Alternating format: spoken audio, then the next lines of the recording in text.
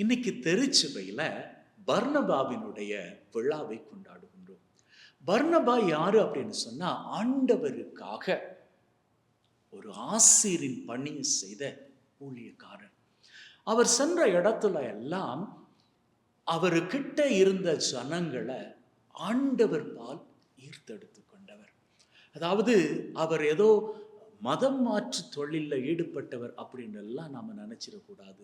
மாறாக அவர் எந்த இடங்களுக்கெல்லாம் போனாரோ அந்த இடங்கள்ல இருந்தவர்களுடைய மனங்களை மாற்றினாரு. எப்படி மனங்களை மாற்றினார் அப்படின்னு பார்த்தா 3 காரியங்கள் நாம சொல்லிக்கலாம்.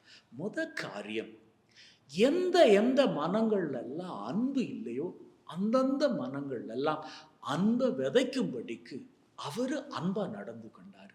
2வது காரியம், யார் யாரெல்லாம் தங்களுடைய வாழ்க்கையில உறவுகளோடு நல்ல நிலையில இல்லாம இருந்தார்களோ அவர்கள் எல்லாம் நல்லபடியாக மீண்டுமாக அந்த உறவு நிலைகளை சரிப்படுத்தும்படிக்கு அவரு நல்லுறவு பாலமாக இருந்தார். 3வது காரியம், அவர்களது வாழ்க்கையில எவ்வளவுதான் மோசமான சூழ்நிலைகளை சந்திச்சாலும் கடவுள் மீது பக்தியை இழந்து போகாதபடிக்கு எல்லா காரியத்திலும் ஆண்டவரை விட்டு விலகாம நாங்கள் இருப்போம். இன்பமாக இருக்கட்டும் துன்பமாக இருக்கட்டும் எல்லா சூழ்நிலைகளிலும் ஆண்டவரோடு நாங்கள் சேர்ந்திருப்போம் அப்படின்னு சொல்லி அவர்கள் அங்கிருந்த ஜனங்கள் எல்லாம் ஆண்டவரை விட்டு விலகாதபடிக்கு நம்பிக்கையோடு இணைந்து இருக்கும்படிக்கு அவரை பர்னபாவை ஒரு உதாரணமாக அவர்கள் மத்தியில மக்கள் மத்தியில வாழ்ந்து காண்பித்தார்.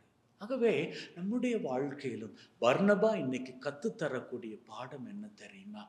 முதல்ல நீங்க மற்றவங்க நல்லபடியாக இருக்கணும், அப்படி உங்களை நோக்கி நல்லபடியாக இருக்கணும் அப்படின்னு சொல்லி எதிர்பார்ப்பதை விட்டுட்டு நீங்க மற்றவர்களுக்காக நல்லவர்களாக இருந்து கொள்ளுங்கள்.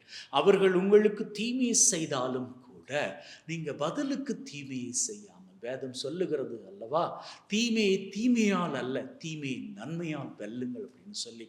அவர்கள் தீமை செய்தாலும் அடுத்தவர்கள் உங்களுக்கு ஏதாவது எளிநிலையை கொடுத்தாலும் கூட நீங்கள் நல்லதை கொடுங்க, நீங்க அன்பை கொடுங்க. அப்படி நீங்க கொடுக்கிற வேளையில என்றோ ஒரு நாள் உங்களுக்கு தீமை செய்தவர்கள் கூட உங்களை வாழ்த்தி உங்களை நன்மையால் ஆசிக்கின்ற அளவுக்கு அவர்களது வாழ்க்கை மாறும், உங்களது வாழ்க்கை செழிப்புறும்.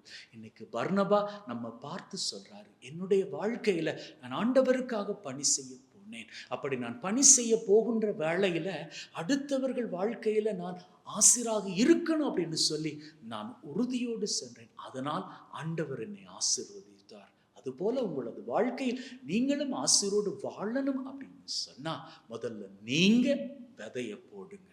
அப்போ உங்களுக்கான கனிகள் நிச்சயமாக வந்து சேரும் என்று சொல்லுகிறார். அவருடைய வார்த்தைகளுக்கு செவிமடுப்போம், நாமும் நல்லவர்களாக வாழ்வோம், அடுத்தவர்கள் வாழ்க்கையை நாம் மேன்மையடைய செய்வோம். ஆமென்.